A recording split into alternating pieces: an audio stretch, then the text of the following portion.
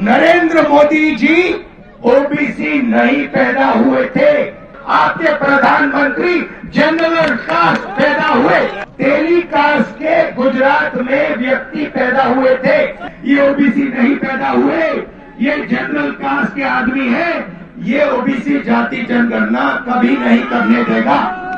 आपके प्रधानमंत्री ओबीसी नहीं पैदा हुए, लिख के ले लो।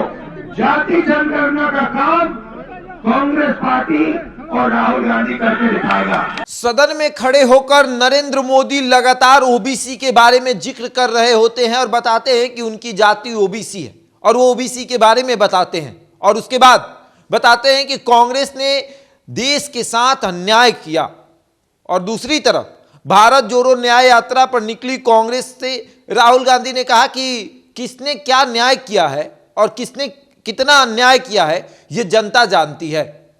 नरेंद्र मोदी का जन्म ओबीसी में नहीं हुआ था, वो तो अपर कास्ट में हुआ था, लेकिन उसे ओबीसी में 2000 में डाला गया। और किसने डाला ये भी तो पूछिए।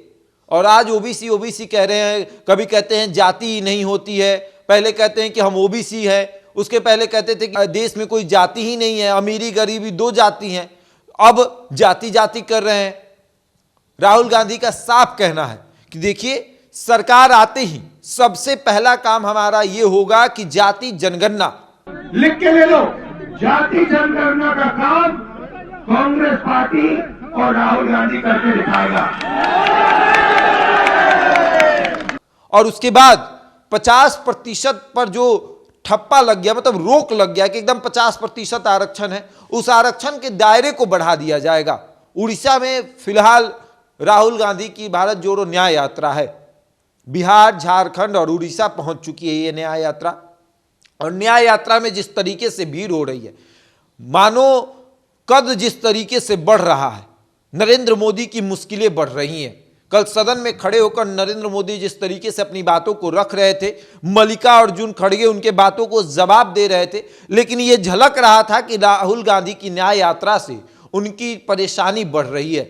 गांधी जब जाति आधारित जनगणना पर बात करते हैं, वो बिहार आते हैं, वो बताते हैं कि किस तरीके से उन्होंने प्रेशर भी डाला था कि जाति आधारित जनगणना कराइए। बिहार में जाति आधारित जनगणना हुई और अब वो पूरे देश में जाति आधारित जनगणना कराने की बात कर रहे हैं। वो कह रहे हैं कि अगर है ओबीसी की आप बात कर रहे हैं, आप पिछड़ों की बात कर रहे हैं, आप आदिवासियों की बात कर रहे हैं, तो कराइए जाति जनगणना। और भाजपा तो जाति जनगणना कराना नहीं चाहती है, विरोध भी नहीं कर सकती और पक्ष भी नहीं रख सकती, क्योंकि आपको याद होगा कि जाति आधारित जनगणना के लिए बिहार से सारे लोग गए थे, लेकिन मना कर दिया गया। और अब राहुल गांधी का जिस तरीके से कद बढ़ रहा है, नरेंद्र मोदी की मुश्किलें बढ़ते जा रही हैं। बिहार में आपने भीड़ देखा भारत जोड़ो न्याय यात्रा में, और उसके बाद झारखंड में आपने देखा, और अब इंडिया गठबंधन का सहयोग भी मिला आपको झारखंड में।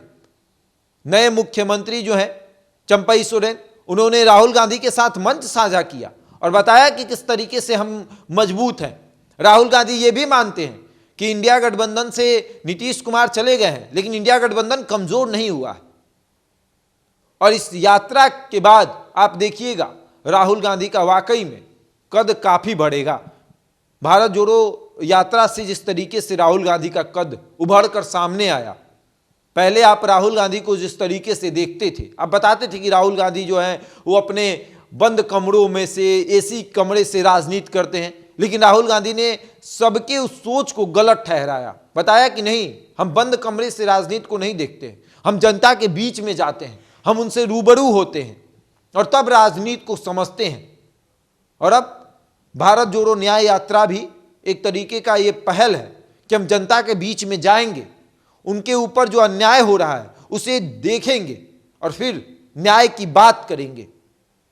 क्योंकि राहुल गांधी का यह भी मानना है कि अगर दिल्ली में आप बैठे हैं, दिल्ली में बैठकर आप झारखंड को नहीं देख सकते, आप उड़ीसा के दर्द को नहीं समझ सकते हैं, और अगर उस दर्द को समझना है तो आपको उनके बीच जाना होगा। और इसीलिए राहुल गांधी ने भारत जोड़ो न्याय यात्रा शुरू किया और उसके बाद पूरे देश में वो घूम घूम कर हर राज्य में जाएंगे, राज्य के हर कोने में जाएंगे और वहां पर जाकर उन लोगों से मिलेंगे जिनके साथ अन्याय हो रहा है, और उसके बाद वो बताएंगे कि किस तरीके से न्याय होगा।